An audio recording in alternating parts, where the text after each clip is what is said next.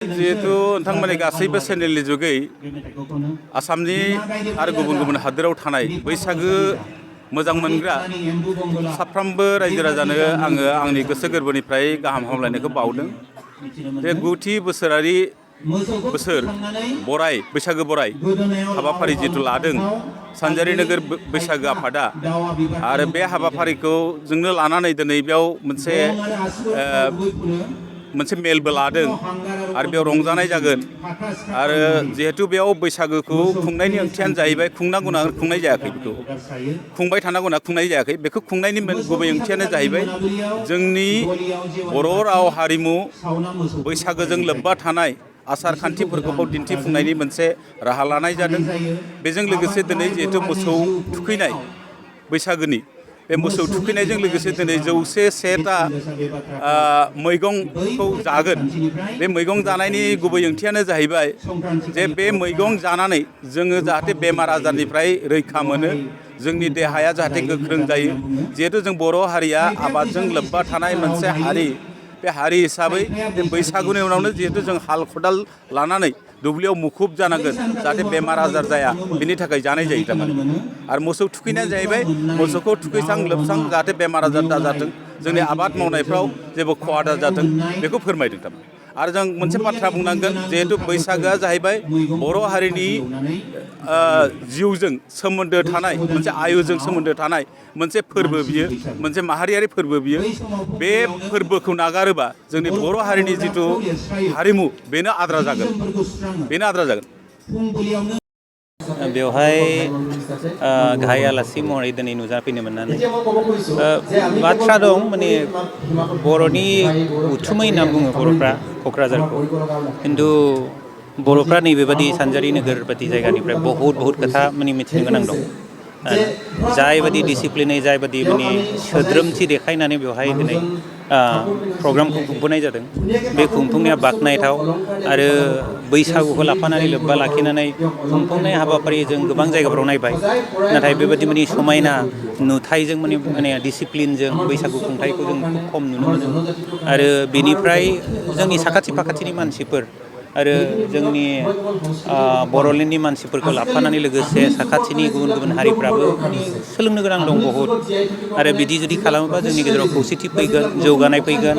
खालि हारिमुनिल' खोथा नङा, सोलोंथाइनि गेजेरजों, आबाद मावनायनि गेजेरजों, धोरोमनि गेजेरजों बायदि रोखोम बिथिङाव बे बैसागुआ माने मदद होयो। बैसागुनि गेजेरजों माने जों बेफोरखौबो रैखा खालामनो हायो। हारिमु, राव, थुनलाइनिफ्राय लानानै धोरोम खान्थि गासैबो बे बैसागुजों सोमोन्दो दं। बर'नि माने थै रेखा बुंनो हायो जोङो, बर'नि हारिनि नेरसोन होननानै बुंनो हायो। आरो जोबोद गोजोननाय मोन्दों बेवहाय फैनानै। सिनायथि हारिनि सिनस्रि बुंनो हायो। नाथाय माने हारिमुजों लोगोसे आजिखालिनि जुगाव माने मोनसे बिगियानगत आरो साइन्टिफिक जिथु कालचार आरोना, बे रोखोमनि गोनांथि दं। बहुद हारिमु दं जायफ्रा जोंनिया माने बिगियानजों सोमोन्दो गैया। बेफोर बेबायदि बिगियानजों सोमोन्दो गैयै माखासे हारिमुखौ जों एसे माने नायस्रांनाय, फोसाबस्रांनानै जोङो थिग खालामनानै लानांगौ। आरो होमब्ला जोङो हारिमुखौबो रैखाथि खालामगोन, बेजों लोगोसे माने हारिखौ जौगानायावबो मदद मोनगोन आरो बे रोखोमनि माने कालसाराबो माने साइन्टिफिक जानांगौ। गिबियावनो खुलुमग्रोबाय। दिनै 2 नं लग्लुं बर' गामिनि गेलेग्रा फोथाराव सानसेनि हाबाफारि लानानै सानजारि नोगोर बैसागो फोरबोनि सिङाव माने मोनसे बराय फोरबो माने फालिनाय जादों। बेवहाय जोङो फुंनिफ्राय मोसौ थुखैनायखौ लानानै जोङो दिनै बेवहाय गासिबो गामिनि आरो मोनफ्रोमबोनि रंजानायखौ लानानै बर'नि जानाखि माखासे जावजा मोसानाय, देमसि मोसानाय आरो लोगोसे माने सेंग्रा सिख्ला मोसानाय, बोराय बुरि मोसानाय बेफोरखौ लानानै जों दिनै माने मोजां गासिबो माने बयबो जयैनो मोसानाय जायो। बे मोसानायाव मोनफ्रोमबो गामिनिफ्राय बाहागो लाफैदों आरो बेवहायनो जोंनि BKWSनि चिफआबो माने साराबो बेवहाय नुजाथिफैदों आरो गुबुन गुबुन माने जोंनि माहारियारि आफादफोरनि जानाखि बिबानगिरिफोर दङ आरो गासै रायजोनि जानाखि सुबुंफ्रा न'खर फैनानै बेवहाय हेफाजाब होफैदों आरो गासिबो बेवहाय जानाखि गोदो माने जाखांफुनाय फालांगि जानाखि बिथांमोनहाबो बे माने खुंनायाव माने एसे एनै सहाय सहयोग होदों आरो माने बेवहाय हालामनि संगं पन्सायतनि सिङाव थानाय बर' गामिफोरा माने माइरं खेन्दा रां हरनानैब्लाबो बे नैबे जोंनि सानसेनि हाबाफारियाव बरायनाय हाबाफारियाव मोजां जाफुंनाय होनायखौ जोङो नुनो मोन्दों माने जोङो 2000सोखौ जों नुनो मोन्दों माने 2000नि खमाव जाया महरै जोङो दिनै आफादफोरनिफ्राय हरदों डिब्रुगड़ माने मुलुगसोलोंसालिनिफ्राय जोङो लेंहरनाय जों प्रफेसार आरो सासे लखिमपुर माने बर' बिजोंनिनो डक्टर सार सासे दङ बेखौबो जों लेंहरनाय जादों बेखौ जोङो बिथांमोनाबो बाहागो लाफैदों माखासे बैसागुनि सोमोन्दै आरो जानाखि शिक्षा उन माने जोलैफोरनि थाखाय बिथांमोना मोजाङै माने बिबुंथि होदों बिथांमोनखौबो जोंनिफ्राय फराय आफादनिफ्राय माने साबायखर बावनाय जादों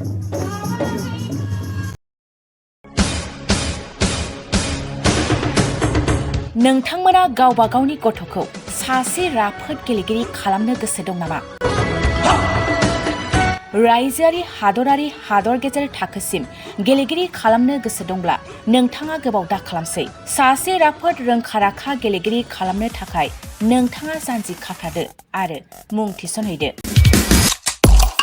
चिरां जिल्लानि सिङाव थानाय सोलिफु फोरोंसालि बल्लामगुरि काराटे एकाडेमि फोनांजाब राहा 8720903713 बड' हाउस काराटे एकाडेमि दलाइगाव फोनांजाब राहा 6900451157 बेंटल काराटे एकाडेमि फोनांजाब राहा 9678041226 बिरनगाव काराटे एकाडेमि फोनांजाब राहा 6901341656 आरो दालिगाव काराटे एकाडेमि फोनांजाब राहा 8720903713 बैफोर मख'नाय सोलोंसालिनिफ्राय सिगांनिफ्रायनो रायजोआरि हादरारि हादर गेजेरारि थाखोनिफ्राय बान्था मोननो हानाय सोलोंसाफोर मोननो हाबोनाय सोलोंसालि बे मख'नाय फोरोंसालियाव रोंगौथि गोनां फोरोंगिरिया फोरोंथाय होनानै नोंथांनि गथ'खौ सासे राफोद गेलेगिरि सोरजिनायाव मदद आरो जाफुंसार खालामगोन अब्ला मानोथो गोबाव खालामनो थाबैनो मुं थिसनहैदो